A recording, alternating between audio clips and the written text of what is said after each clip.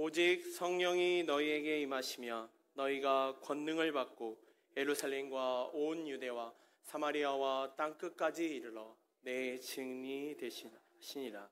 아멘. 이어서 우리 귀한 말씀 전하실 때 하나님의 크신 은혜가 임하길 간절히 소망합니다.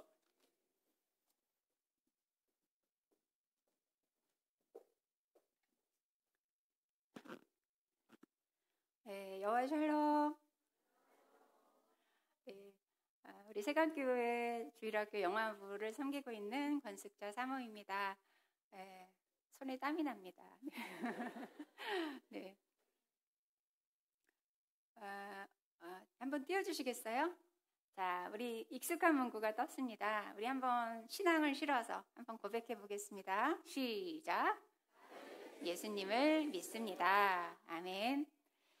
같은 자리에서 같은 문구로 우리가 신앙을 고백하는데 그렇지만 우리들 마음에는 저마다 뭔가 또 다른 생각들을 가지고 지금 이 신앙을 고백하지 않았을까라는 생각을 해봅니다.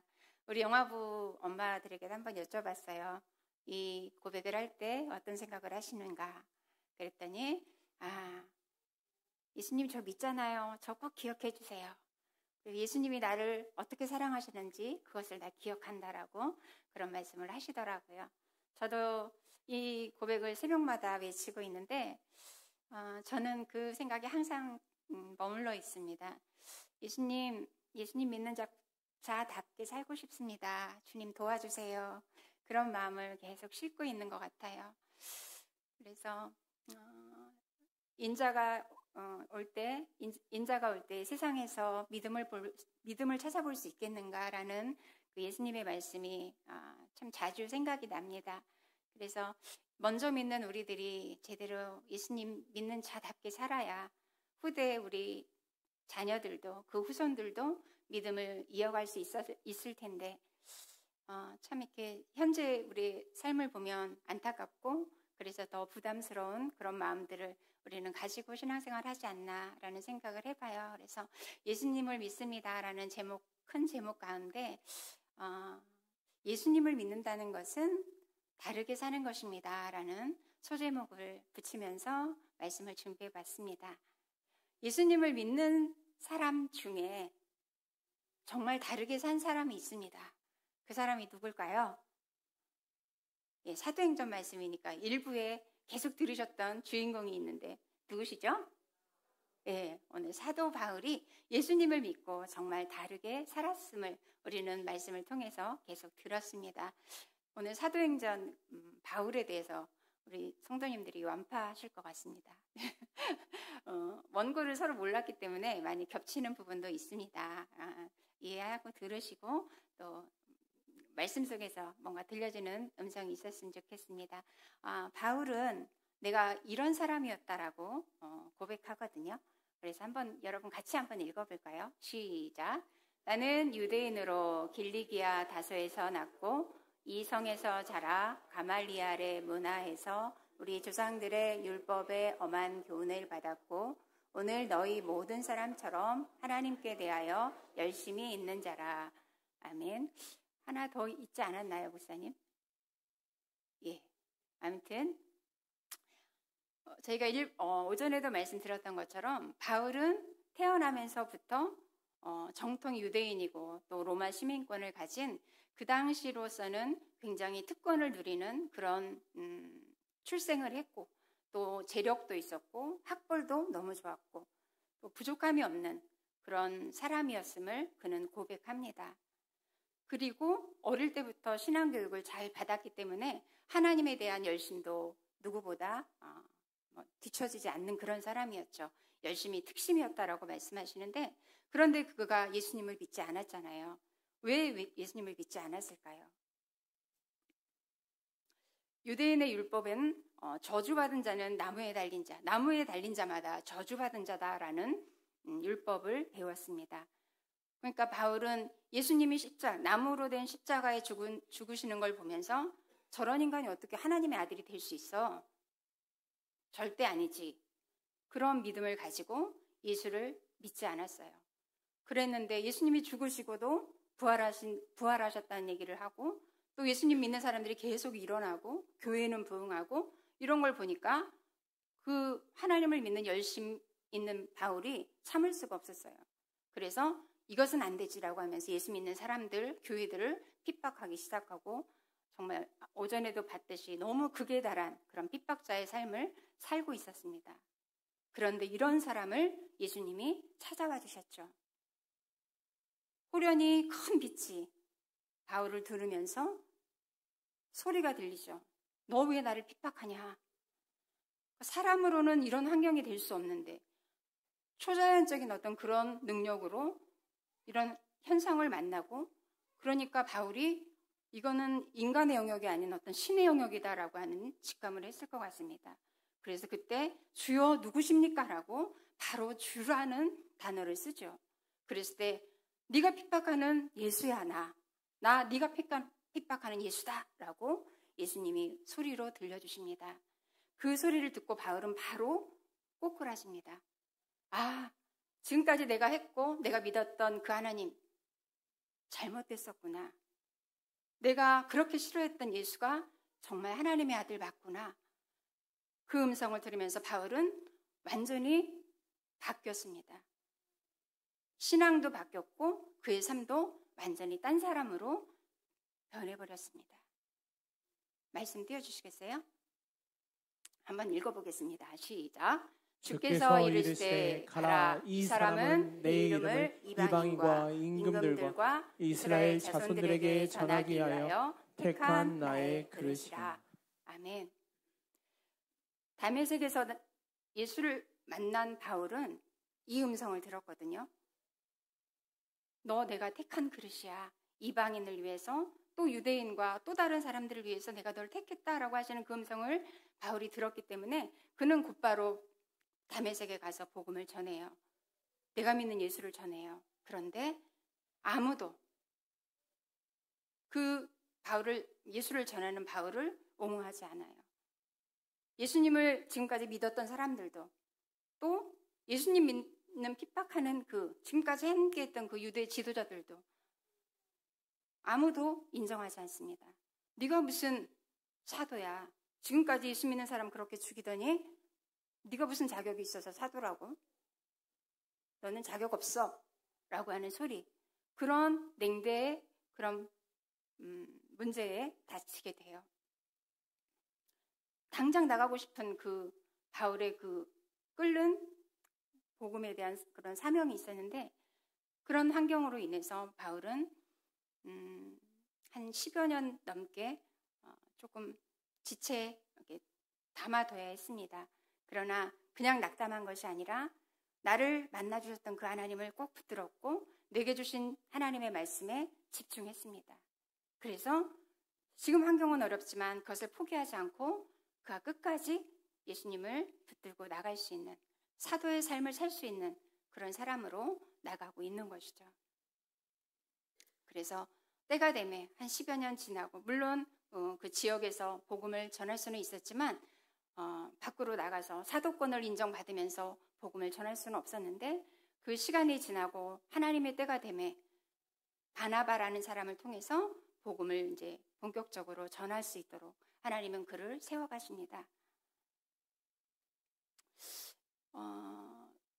그 3차에 걸친 이방 선교 그 사역을 바울이 쭉 감당하는데 우리가 보는 사도행전의 거의 절반 이상이 바울 사도와 또 많은 그 복음 전도자들의 이야기가 나오고 있죠.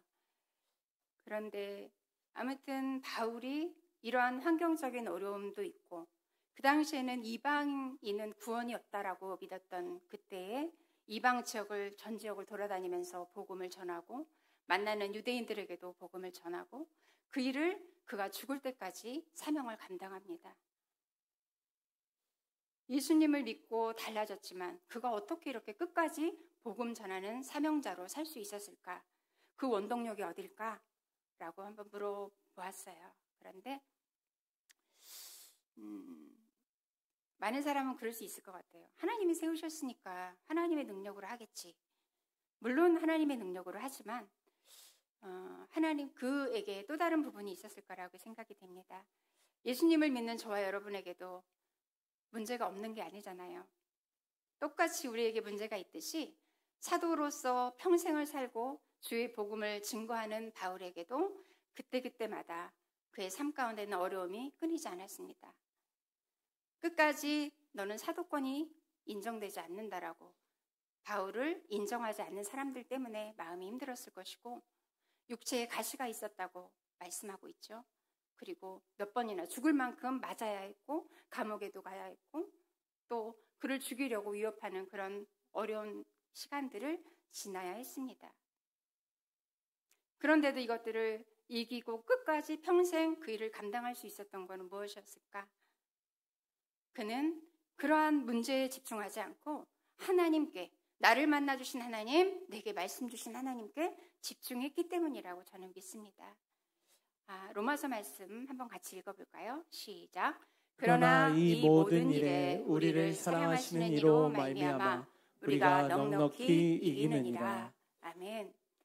바울이 로마 교인들에게 편지할 때 이런 서신을 보내죠. 그러나 이 모든 일에 우리를 사랑하시는 자로. 하나님이 나를 사랑하셔. 하나님의 사랑이 나를 찾아오셨어. 나는 이 사랑을 확신해 라고 하면서 그 사랑을 정말 꼭 붙들었던 사람인 것 같습니다. 그 사랑을 붙들고 끝까지 주님께 집중했더니 이기게 하시는 하나님을 만나고 그때그때 이기게 하시는 그 하나님을 증거하고 살았던 것이 사도 바울의 삶이었던 것 같아요. 또 한 가지 보면 한번 보여주실까요? 고린도에 이것은 바울이 육체에 가시가 있었잖아요. 그 가시 좀 없애주세요. 기도했을 때 하나님의 말씀이 있었고 그 말씀에 바울은 이렇게 반응을 합니다. 뭐라고 하셨는지 또 바울은 어떻게 대답했는지 같이 읽겠습니다. 시작. 나에게 이르시기를 내 은혜가 내게 족하도다. 이는 내 능력이 약한 데서 온전하여짐이라 하신지라. 그러므로 도리어 크게 기뻐함으로 나의 여러 약한 것들에 대하여 자랑하리니 이는 그리스도의 능력이 내게 머물게 하려 함이라. 아멘. 바울은 너무 힘들었어요. 사역을 감당하면서 가시 때문에 이것 좀 어떻게 해주세요. 그런데 네가 약할 때 내 능력이 너에게 나타나 라고 하시는 하나님의 마음을 배웠어요. 그리고 하나님의 그 마음을 사역하면서 배우다 보니까 그렇군요 하나님. 그러면 저 더 약하게 해주세요. 주의 능력이 제 가운데 더 많이 나타나게 해주세요 라고 하면서 더 힘있게 기쁘게 복음을 전했다라고 오늘 고백하고 있습니다. 이것이 바울이 평생 복음을 위해서 살았던 어떤 비결이 아닐까라는 생각이 듭니다. 저와 여러분에게도 예수 믿지만 어려운 일들이 없으세요? 건강 때문에 또 재정 문제 때문에 또 삐뚤어진 관계 때문에 또 자녀들 때문에 아파해야 되고 불확실한 어떤 미래 때문에 두렵고 정말 문제는 산더미입니다. 그런데 대부분의 사람들은 문제 앞에 그 문제에 우리가 집중하게 되는 것 같아요. 예수님을 믿어도 우리가 그 문제에 집중하다 보면 하나님을 찾지 못해요. 저도 어떤 문제가 있어서 그것을 놓고 계속 기도하는데도 여차하면 바로 그 문제로 내가 빨려 들어가는 것을 느끼게 됩니다. 그러나 그때마다 우리는 우리 스스로에게 말했으면 좋겠어요. 뭐라고 말할까요? 야, 너 예수님 믿는 사람 맞잖아. 너 그것 때문에 하나님 일하실 거 믿잖아. 하나님께 집중하자. 그러면 하나님 일하실 걸 볼 거고 나도 하나님 일하심을 또 다른 사람에게 전해야 되지 않겠어? 우리 그렇게 예수님에 대해서 내가 이렇게 살고 싶다고 계속 고백하며 가실 수 있으면 좋겠습니다. 그래서 예수 믿는 사람은 다르게 삽니다. 이것은 예수 믿는 사람은 문제에 집중하지 않고 하나님께 집중합니다. 이 말을 전해드리고 싶었어요. 여러분에게 어떤 문제가 있고 눈만 감으면 정말 정신만 놓으면 그 생각이 나서 나를 너무 힘들게 하는 어떤 문제들이 우리들에게는 있을 수 있습니다. 그러나 그때마다 나 예수 믿는 사람이지? 그러면서 하나님께 집중하고 나는 너무 연약하지만 우리 성령님 도와주실 거 믿고 성령님 도와주세요. 기도하면서 가다 보면 우리 주님이 우리를 통해서 일하실 줄 믿습니다. 예. 우리 영화부를 맡고 있는데 영화부에도 이러저러한 일들이 많겠죠. 엄마들이. 얼마 전에 일이에요. 2살, 3살 남자아이들 둘 키우는 우리 애기 엄마가 있습니다. 영화부 엄마가. 그런데 아이를 저녁에 목욕시키려고 욕실에 들어가다가 잘못해서 낙상을 했어요. 그런데 다행히 아이는 엄마가 안고 있어서 별 문제가 없었는데 엄마 발목이 이상이 왔습니다.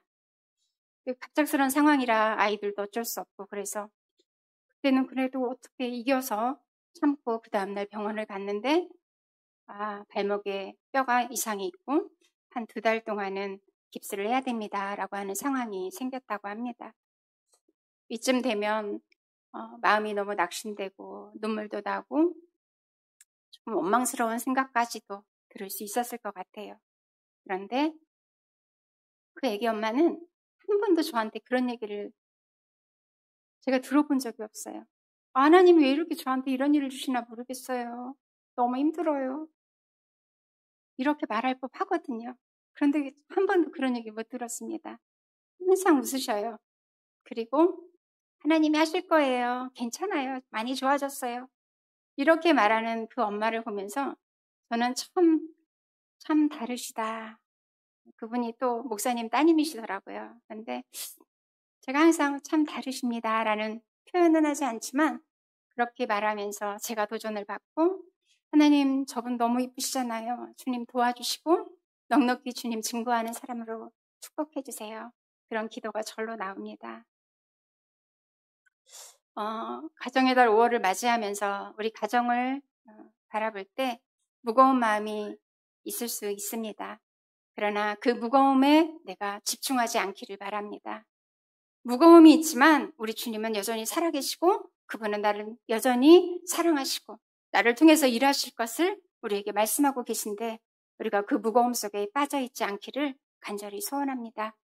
그래서 사도행전 1장 말씀에 땅끝까지 복음을 전하 증인이 되라라고 하시는 말씀이 있는데 어떻게 보면 이 시대에 우리 자녀들이 우리에게 땅끝이 아닌가라는 생각도 해봅니다.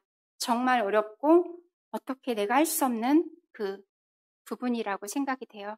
그렇지만 우리가 바울이 끝까지 낙심하지 않고 나를 만나주시고 계속적으로 배우게 하시고 주신 그 은혜를 나눌 수 있도록 증거할 수 있도록 이끌어 주셨듯이 우리 또한 끝까지 주님 붙들고 가면서 주님이 이렇게 일하시더라. 우리 자녀들에게 듣던지 안 듣던지 계속 전하는 저 여러분 되어서 주의 말씀 따라가는 순종하는 땅끝까지 복음 전하는 저 여러분 되기를 간절히 소원합니다. 아멘. 우리 한번 하나님 앞에 고백해 볼까요? 저 한번 따라해 주시겠어요? 하나님께 집중하겠습니다. 아멘. 예. 오늘 이 찬양을 너무 하고 싶은데 시간이 오버됐죠. 가사를 한번 볼게요. 저희 가사가 내가 믿는 하나님이 어떤 분인지 그 하나님이 나를 얼마나 기뻐하시는지 그 찬양이거든요. 한번 소리내서 찬양은 하지 않지만 소리내서 고백하고 다음 우리 유튜브 성김미 권사님께서 나오시겠습니다. 같이 찬양하는 마음으로 한번 읊조리겠습니다. 시작. 너의 하나님 여호와가 너의 가운데 계시니 그는 구원을 베푸실 전능자시라. 그가 너로 인하여 기쁨을 이기지 못하시며 너를 잠잠히 사랑하시며 즐거이 부르며 기뻐하시리라. 아멘. 감사합니다.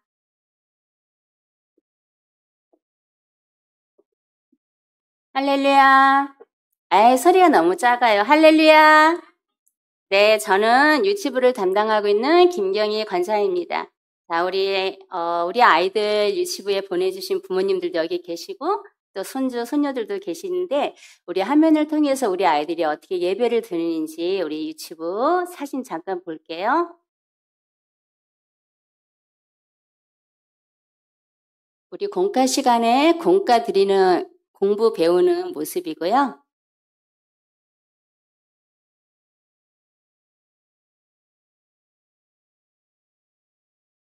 자, 우리 아이들 모습 보셨어요?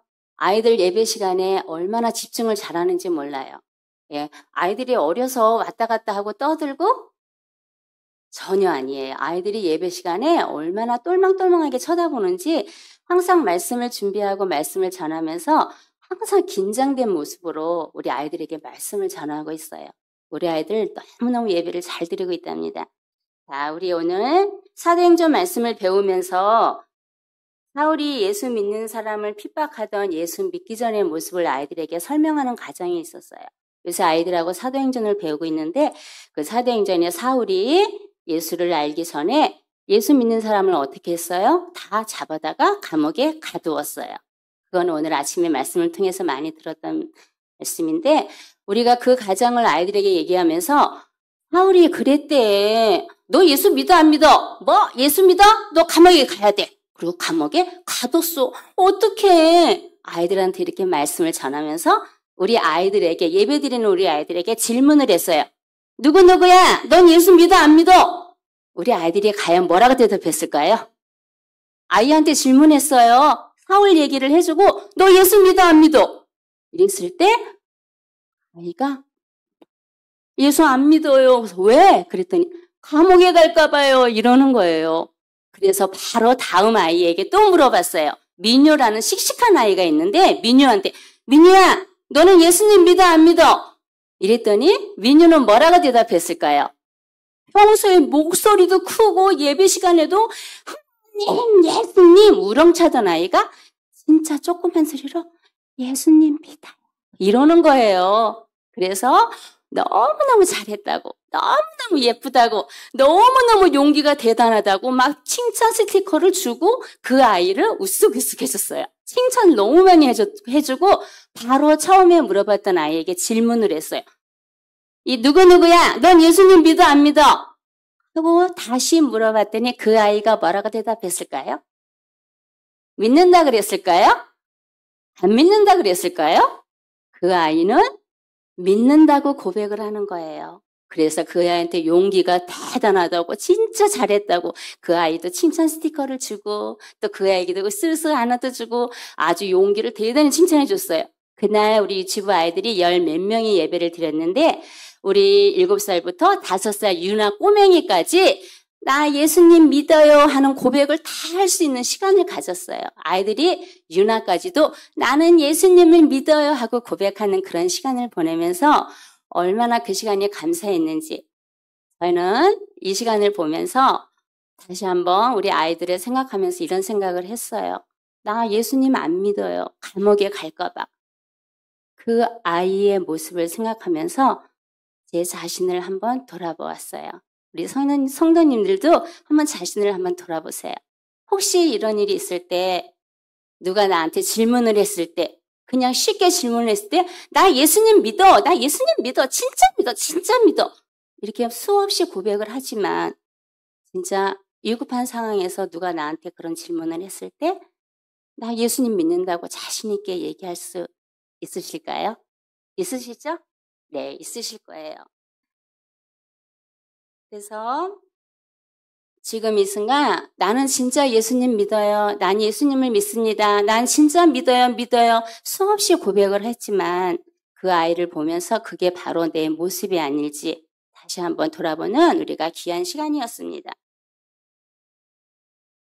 내가 얼마나 연약한 존재인지 그럼에도 하나님이 나를 사랑해 주시고 나를 자녀 삼아 주시고 나를 일꾼 삼아 주셨는데 나는 아직도 온전히 하나님만 따르지 않는 현실의 삶을 살고 있는지 다시 한번 돌아보는 시간을 통해서 진짜 나는 예수님을 믿습니다. 나는 예수님을 믿습니다. 수없이 마음에 갈등이 오고 마음의 유혹이 와도 나는 예수님을 믿습니다. 나는 예수님을 믿습니다.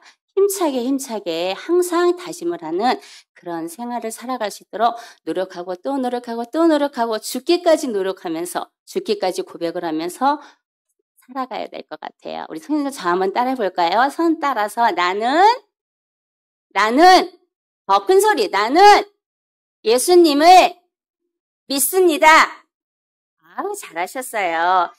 우리 사울 얘기를 다시 한번 들어가 볼까요? 예수님을 믿는 더 많은 사람을 잡기 위해 다메섹으로 가고 있는 사울이 부활하신 예수님을 만남으로 인해 완전히 새로운 사람으로 변화되어 이방 사람에게 비롯한 많은 사람에게 복음을 전하는 사람이 되었다는 것을 우리 아이들과 지금 사도행전 말씀을 배우면서 아이들 머릿속에 꼭꼭 심어주고 있어요. 예수님을 믿는 사람을 핍박하던 사울이 변하여서 핍박도, 감옥도, 무수한 돌 팔매질과 여러 차례의 채찍질도 마다하지 아니하며 순교에 이르기까지 복음을 전한 사도 바울이 된 것처럼 끝까지 복음을 전하는 사도 바울이 된 것처럼 우리도 예수님을 믿은 후에 우리의 모습이 온전히 예수님만 믿고 따르는 그런 변화되는 삶을 살아갈 수 있는 우리 귀한 성도님들이 되시기 바랍니다. 우리 유치부의 자랑거리 화면을 한번 볼까요?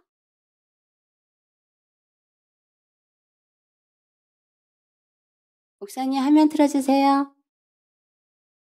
예, 우리 저번 주에 야외에 갔던 모습들이에요. 가서 아이들이 얼마나 즐겁게 지냈는지 화면을 통해서 보세요.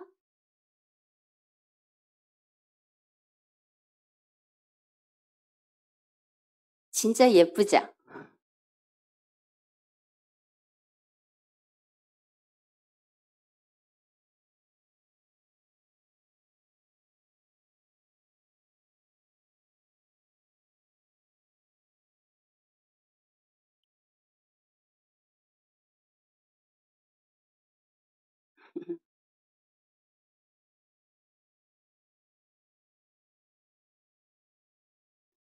이 모습은 우리 유치부는 항상 예배를 드리고 끝날 때 우리 선생님들이 품에 안고 이 아이들이 한 주간도 승리할 수 있도록 해달라고 선생님들이 진심된 마음으로 아이를 사랑하는 마음으로 기도드려주는 모습이에요.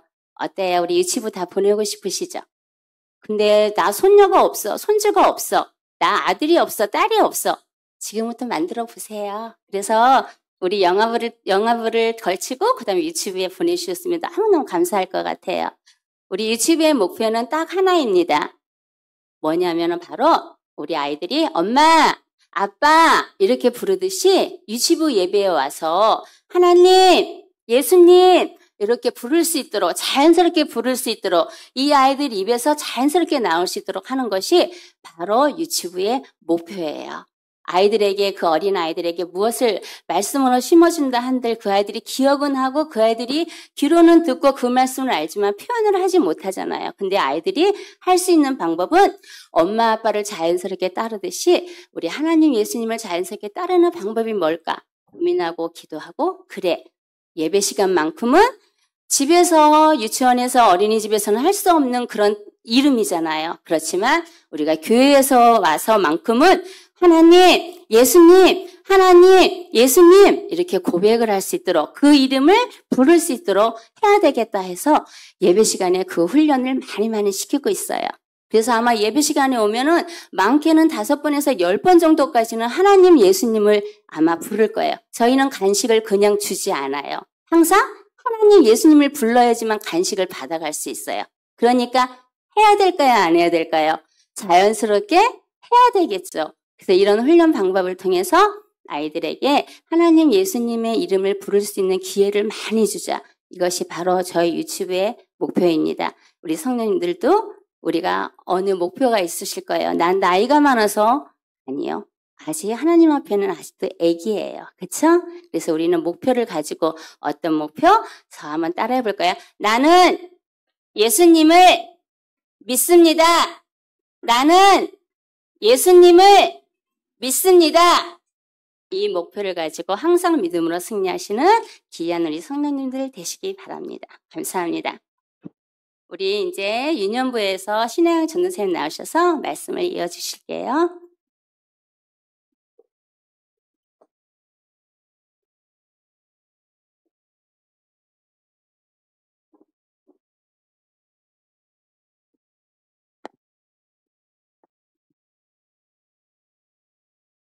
유년부 신하영 전도사입니다. 사도행전 16장 31절 말씀 다 같이 읽을게요. 시작. 이르되 주 예수를 믿으라. 그리하면 너와 내 집이 구원을 받으리라 하고 설교 제목은 빌립보에서의 하나님의 일하심입니다. 드디어 사도 바울이 본격적인 전도 활동에 나서는 장면입니다. 자, 여러분, 관제탑을 본 적이 있나요? 우리가 공항에 도착하면 먼저 눈에 띄는 건물이 있어요. 공항에서 가장 높이 솟아있는 이 건물이 관제탑이에요.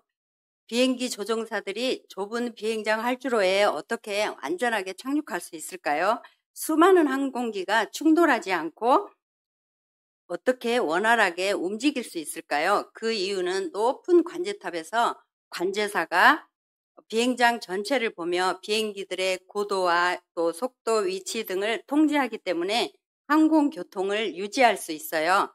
아무리 능력이 뛰어난 조종사라 할지라도 관제탑에서 관제사가 저렇게 착륙 허가를 내려야만 비행기가 착륙할 수 있어요. 오늘 말씀에서는 자신의 계획이 아닌 하나님의 뜻을 통해 복음을 전한 사도 바울을 만날 수 있어요. 사도 바울이 하나님의 계획에 어떻게 순종해서 복음의 큰 성과를 거둘 수 있었는지 함께 보도록 할게요. 바울과 바나바는 안디옥 교회에서 파송을 받아 1차 전도 여행을 마치고 돌아온 후에 2차 전도 여행을 계획합니다. 2차 전도 여행은 바울과 실라가 짝이 되어 서쪽으로 전진하여 아시아로 가기 위한 계획을 세웠는데 바울은 드로아에서 밤에 환상을 보게 됩니다. 마게도냐 사람이 마게도냐로 건너와서 우리를 도와주십시오 이렇게 소리치는 거예요. 그 환상을 보고 바울은 저기 화면에 말씀 성령이 아시아에서 복음을 전하지 못하게 하신 거라고 믿고 말씀에 순종해 자신들의 계획을 접고 마게도냐로 배를 타고 건너갑니다. 바울과 실라는 현재 그리스인 마게도냐의 첫 성 빌립보에서 기도하러 가던 중 길에서 귀신 들린 여자를 만나게 되었어요. 이 여종은 사람들에게 점을 쳐서 돈을 벌어서 주인에게 주는 일을 하고 있었어요. 정말 불쌍한 여자죠. 그런데 이 여종이 바울과 실라를 보더니 이 사람들은 지극히 높으신 하나님의 종들이다. 구원의 길을 전하는 사람들이다 라고 소리치며 여러 날을 따라다녔어요. 바울이 심히 괴로워하며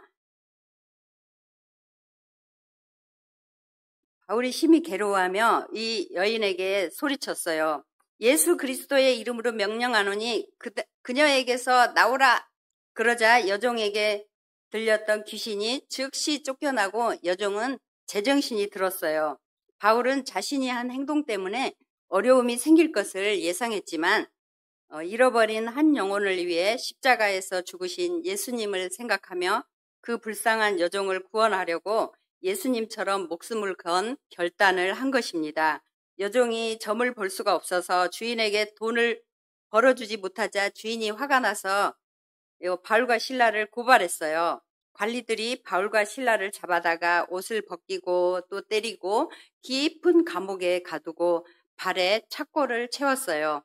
여러분, 만약 이런 일이 우리에게 생기면 어땠을까요? 저라면 하나님의 복음을 전하는데 왜 이런 일이 생길까? 하나님은 지금 무엇 하고 계신 걸까? 하고 원망했을 수도 있어요. 그러나 바울과 실라는 원망은커녕 발이 묶인 상태로 깊은 감옥에서 한밤중에 하나님을 찬양했어요. 절망으로 가득 찬 감옥에 찬양 소리가 울려 퍼졌어요. 깊은 감옥에 희망이 없던 죄수들이 그 찬양 소리를 들었어요. 그때 갑자기 큰 지진이 일어나 우르르 쾅쾅 큰 소리가 났어요. 그리고 옥토가 움직이고 문들이 모두 열리며 죄수들이 묶였던 것들이 모두 풀렸어요. 지진은 깊은 감옥에서 절망 가운데서도 바울과 실라가 부르는 찬양에 대한 하나님의 화답이었습니다. 자고 있던 간수가 감옥 문이 열려있는 상황을 보고 아이고 큰일 났구나. 이제 나는 죽었다. 죄수들이 다 도망갔구나 생각하고 스스로 죽으려고 칼을 빼서 자신을 찌르려고 했어요. 그때 바울은 급하게 간수에게 달려와 우리가 아무도 도망가지 않고 있으니 그 칼을 거두시오. 이렇게 말했어요. 놀란 간수가 바울 앞에 엎드려서 이렇게 말했어요. 선생님, 제가 어떻게 하여야 구원을 받을 수 있습니까? 그러자 바울이 주 예수를 믿으라. 그리하면 너와 내 집이 구원을 받으리라. 바울과 실라는 간수와 그 가족들에게 복음을 전했어요. 간수와 온 가족이 복음을 듣고 예수님을 영접하고 또 세례를 받게 되어 크게 기뻐했어요. 깊은 감옥에서 고난 가운데 인도하신 하나님을 찬양하는 그 장소에 하나님의 구원의 사건이 열렸습니다. 바울과 실라는 성령의 인도하심을 따라 마게도냐에 가서 말씀을 전하다가 매를 맞고 또 감옥에 갇히기까지 하면서도 자신을 하나님이 인도하신다는 것을 믿고 아주 힘든 상황에서도 하나님을 찬양했어요. 예수님을 전하며 여러 번 감옥에 갇혔던 사도 바울은 빌립보 교회에 전하는 편지에서 이렇게 이야기해요. 형제들아, 내가 당한 일이 도리어 복음 전파에 진전이 된 줄을 너희가 알기를 원하노라. 빌립보서 1장 12절 말씀. 아멘. 바울은 자기가 겪은 일이 예수님을 전하는데 도움이 됐다고 이야기해요. 빌립보에서 바울과 실라가 복음을 전할 때 믿음의 문이 열려서 루디아 가정과 또 귀신 들린 여종, 감옥을 지키던 간수와 그 가정이 복음을 듣고 영접하고 세례를 받는 하나님의 역사를 보게 됩니다.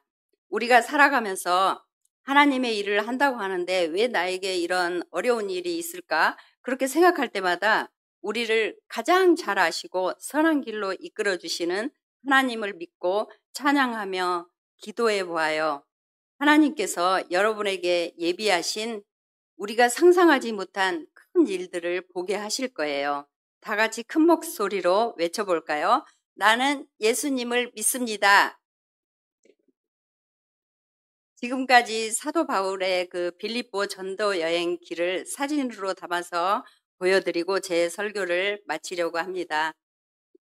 여기는 사도 바울 도착 기념교회입니다. 그 교회 정면에 저렇게 마게도냐 환상이 벽화로 그려져 있습니다. 그리고 여기는 루디아 교회입니다. 오른쪽은 그 루디아를 만난 장소인데 거기가 저렇게 세례터로 십자가 모양으로 만들어져 있습니다.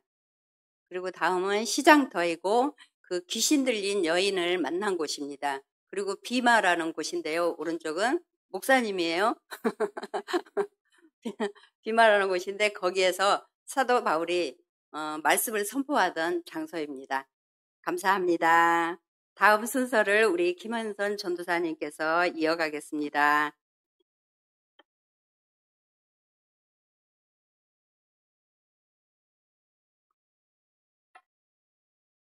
할렐루야.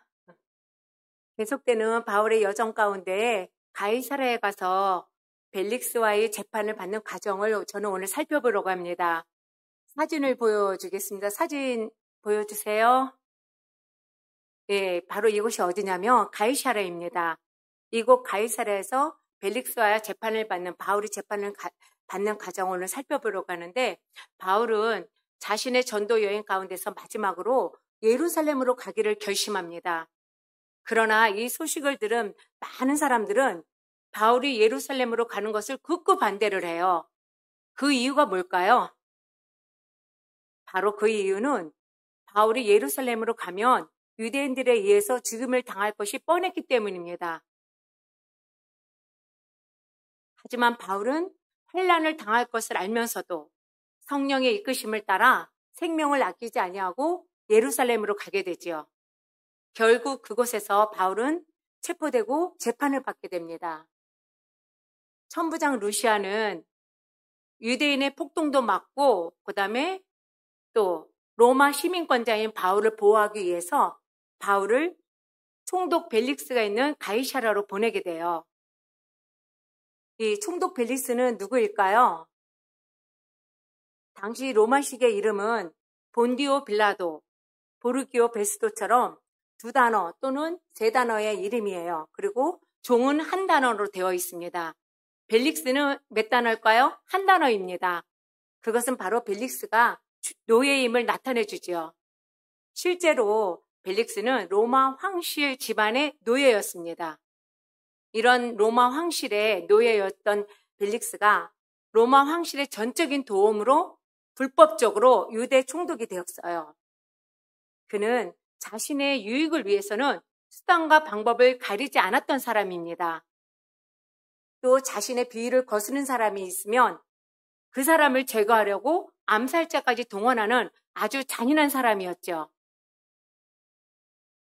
결국 자신의 탐욕 때문에 불행하게 살았던 사람입니다. 22절 말씀을 보겠습니다. 같이 읽겠습니다. 시작. 벨릭스가 이 도에 관한 것을 더 자세히 아는 고로 연기하여 이르되 천부장 루시아가 내려오거든 너희 일을 처결하리라 하고. 여기서 벨릭스는 이 도에 관한 것을 더 자세히 아는 고로라고 말씀하고 있습니다. 여기서 이 도가 무엇이냐면 그리스도에 관한 가르침을 말하고 있어요. 벨릭스가 이것에 대해서 잘 알았던 건 그 이유가 있습니다. 바로 그의 아내 드루실라가 유대를 통치하였던 헤롯 아그리파 1세의 딸이었습니다. 그 딸이 바로 벨릭스의 세 번째 아내였어요. 그리고 벨릭스 역시 정치적인 욕심으로 이 드루실라와 세 번째 결혼을 하였습니다. 이런 벨릭스는 바울을 재판하는 과정에서도 기회주의자이고 야망가 였음을 잘 드러내고 있습니다. 사도행전 24장을 전체적으로 보면은 벨릭스는 분명히 바울이 죄가 없음을 잘 알고 있었어요. 하지만 그는 바울을 즉시 풀어주지 않았습니다. 그리고 바울의 2년 동안 감옥 생활을 하게 하는데 그것은 바울이 이 죄가 없음에도 벨릭스는 이 자신의 성격을 바울을 통해서 이렇게 잘 보여주고 있는데 그 이유가 무엇이냐면 첫 번째로는 바울에게 뇌물을 받고자 함이었습니다. 그러니까 적당히 자유를 허용하면서 바울에게 돈을 요구했죠. 그리고 두 번째로 풀어주지 않는 이유는 그의 임기 기간 중에 만약에 바울을 풀어주게 되면은 유대인들이 매우 싫어할 것을 우려했기 때문에 아무 일 없이 자신의 임기를 채운 후에 후임자에게 물려주기 위해서 바울을 풀어주지 않았던 것입니다. 결국 이러한 이유로 바울은 아무 죄가 없음에도 2년 동안 옥중 생활을 하게 되고 또 이 벨릭스의 임기가 끝난 후 후임자 베스도가 부임해서도 결국에는 이 바울은 석방되지 못했습니다. 또한 벨릭스는 바울의 말을 귀담아 듣는 듯 하면서도 결론은 그 말을 따르지 않았습니다. 벨릭스와 그 부인 두루실라는 바울에게서 설교를 들어요. 그러면서 이때 바울은 벨릭스와 두루실라의 환심을 사서 풀려날 수 있는 기회가 있었어요. 하지만 정작 바울은 이 두 사람의 잘못된 행실, 또 그 행실에 따른 심판에 대해 말함으로써 그들의 양심을 자극하고 그들을 당혹해 만들었죠. 25절 말씀을 보겠습니다. 같이 읽겠습니다. 시작. 바울이 의와 절제와 장차 오는 심판을 강론하니 벨릭스가 두려워하여 대답하되 지금은 가라. 내가 틈이 있으면 너를 부르리라 하고. 벨릭스에게 의와 절제와 장차 오는 심판에 대해서 설교를 했습니다. 벨릭스는 두려워하여서 바울의 말씀 선포를 그만두게 하고 그 다음에 이제 물러가게 하죠. 그러나 그것도 잠시였어요. 벨릭스의 이중적인 모습이 또 나타나고 있습니다. 26절 말씀은 제가 읽어드리겠습니다. 동시에 또 바울에게서 돈을 받을까 바라는 거로 더 자주 불러 같이 이야기하더라. 어떻게 해요? 동시에 그러니까 돈을 받을까 바라는 거로 더 자주 불러서 바울을 자주 불러서 이야기하는 것입니다. 벨릭스는 바울의 설교로 인해서 가졌던 양심의 가책과 두려움은 잠시였다는 것이죠. 또다시 돈에 대한 탐욕을 드러내고 있습니다. 석방이 되기 원한다면 자신에게 돈을 바칠 것을 은근슬쩍 요구하고 있습니다. 벨릭스는 결국 회개를 촉구하는 바울의 권면을 외면하였고 세상의 욕심을 놓지 못했습니다. 벨릭스의 온 마음은 어디로 가 있었을까요? 바로 돈에 가 있었습니다. 하나님을 대적하는 가장 큰 힘이 바로 돈이에요. 그리고 복음을 방해하고 또 믿음이 자라나는 것을 방해하는 것 또한 돈입니다. 벨릭스는 영원한 생명 대신 썩어 없어질 돈과 명예를 택했던 것이죠. 우리는 자신의 이익을 위해서 수단과 방법을 가리지 않는 벨릭스의 모습을 봅니다. 이러한 벨릭스의 모습이 행여 우리의 모습은 아닌지요. 세상의 것에 대한 탐심 때문에 사탄의 도구가 된 벨릭스는 자신이 의도하지는 않았겠지만 바울이 복음 전하는 것을 무려 2년이나 방해했습니다. 그러나 그러한 온갖 방해에도 불구하고 하나님은 하나님의 당신의 뜻을 이루어 가십니다. 바울은 벨릭스에게 뇌물을 주며 석발될 수 있음에도 불구하고 오히려 진리를 담대하게 선포하지요. 사랑하는 성도 여러분, 우리 믿는 자들은 바울과 같이 어떠한 상황에서도 불의와 타협하지 않으며 복음을 담대히 선포하며 나아가길 원합니다. 또 나는 예수님을 믿습니다 고백하며 예수님이 전부인 삶을 살아가시기를 소망합니다. 기도하겠습니다. 사랑의 하나님, 저희들에게 말씀이 들려지게 하시고 믿게 하시고 그로 인해 소망을 갖게 하신 하나님 감사합니다. 벨릭스의 모습을 통해 그 모습이 내 모습임을 고백합니다. 나의 이익이나 탐욕을 위해 사는 것이 아닌 이웃을 돌아보며 섬기며 살아가게 하소서. 때론 고난이 저주가 아니라 예수님의 것임을 증거하는 증거심을 알고 어떤 상황에서도 말씀 중심의 삶을 살게 하시고 그 말씀에 순종하게 하시고 날마다 하나님의 은혜로 살아감을 자랑하며 살아가게 하소서. 예수님의 이름으로 기도드립니다. 아멘.